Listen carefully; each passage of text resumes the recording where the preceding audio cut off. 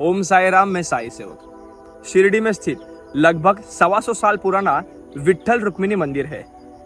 वही पहले निर्गुण पादुकाएं थी। बाबा के आदेश के अनुसार वहां मूर्ति की स्थापना की गई। तो चलो इस मंदिर के इतिहास के बारे में जानते हैं। दास गणू महाराज ने शिरडी माझे पंढरपुर इस प्रसिद्ध आरती की रचना इसी मंदिर में की थी।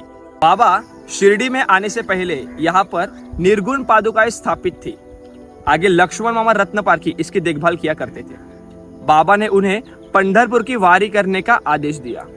बाबा का आदेश मानकर लक्ष्मण मामा पंढरपुर वारी के लिए निकल गए।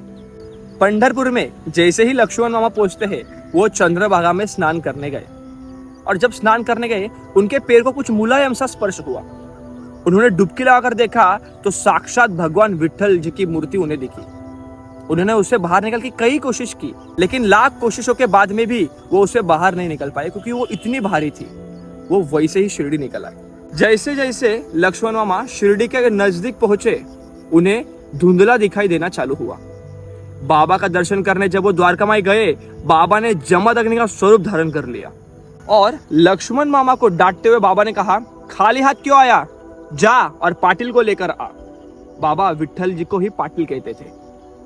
तब लक्ष्मण मामा ने कहा, बाबा वो बहुत भारी थे, इसके लिए मैं उन्हें बाहर नहीं निकाल पाया। इस पर बाबा ने लक्ष्मण मामा से पूछा, क्या तूने मुझे याद किया? अब जैसे आया है वैसे ही तुरंत निकल और पाटिल को लेकर ही आना। इस वक्त तुझे वो मूर्ति भारी नहीं लगेगी। बाबा के कहने के अनुसार तुरंत ही लक्ष्मण मामा पंढरपुर के लिए रवाना हो गए।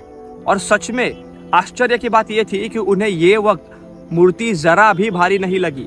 उन्होंने उसे बाहर निकाल लिया और अब उन्हें दिखना भी चालू हो गया। लक्ष्मण मामा बड़े धूमधाम से इस मूर्ति को घर लेकर आ गए। जब शिरडी वो पहुंचे, तब उन्होंने इस मूर्ति को घर में स्थापित कर दिया। आगे बाबा के आदेश के अनुसार उन्होंने उस मूर्ति को पीछे सड़क में एक मंदिर बनाकर स्थापित कर दिया। आगे रुक्मिणी माता की मूर्ति, हनुमान जी की मूर्ति, गरुड़ देवता की मूर्ति, संत तुकाराम महाराज की मूर्ति, संत ज्ञानेश्वर महाराज की मूर्ति दास गणू महाराज के कहने पर इसमें स्थापित की गई। ये मंदिर आज गंगवाल स्टोर के पीछे जूना विट्ठल मंदिर के नाम से प्रसिद्ध है। लक्ष्मण मामा के ही पांचों वंशज सार्थक रत्न पारखी और रोहिणी रत्न पारखी इसकी देखभाल करते हैं। लक्ष्मण मामा रत्न पारखी, इनका उल्लेख हमें अध्याय नंबर 43 में साई सच्चरित्र में भी मिलता है। ये वही है जिन्हें बाबा ने स्वप्नांत दृष्टांत देकर कहा था। जब बाबा ने देह त्याग किया था, तब लक्ष्मण मामा के सपने में जाकर बाबा ने कहा था, अरे उठ जल्दी और मेरी काकड़ आरती कर।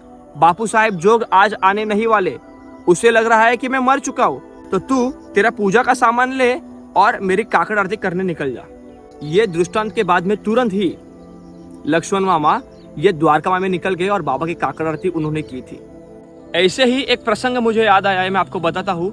अध्याय नंबर 4 में इसके हमें उल्लेख मिलते हैं। दास गणू महाराज को बाबा ने आज्ञा दी थी कि तू नाम सप्ताह कर, और दास गणू महाराज ने कहा था, ठीक है बाबा मैं करूंगा, लेकिन विट्ठल प्रकट होने चाहिए। बाबा ने उन्हें आश्वासन देते हुए कहा, बिल्कुल होगा, लेकिन भाव दृढ़ होना चाहिए। और जिस दिन नाम सप्ताह खत्म हुआ, उस वक्त सच में बाबा ने विट्ठल स्वरूप में दास गणू महाराज को दर्शन दिया था। एक दिन ऐसे ही एक शुभ मुहूर्त पर दास गणू महाराज की प्रयागराज जाकर स्नान करने की इच्छा होती है। तब वो द्वारका में बाबा का आदेश लेने के जाते हैं। तब बाबा उनसे कहते हैं, अरे इसके लिए इतने दूर जाने की क्या जरूरत है? अरे यही अपना प्रयाग तीर है, भरोसा रख। और जब दास गणू महाराज बाबा के पैरों पर अपना मस्तक झुकाते हैं, बाबा के अंगूठों से गंगा यमुना प्रकट होती है। बहते आंसू के साथ दास गणू महाराज ने अगाध शक्ति अघटित लीला तव सदगुरु राया, ये 14 ओवी की रचना द्वारका माई में ही कर दी। इसी के उल्लेख हमें साई सच्चरित्र अध्याय नंबर 4 और साई सागर इस बुक में पेज नंबर 5 में मिलते हैं। यही थी आज की लीला। सद्गुरु साईनाथ अर्पणमस्तु। शुभम भवतु। ओम साई राम।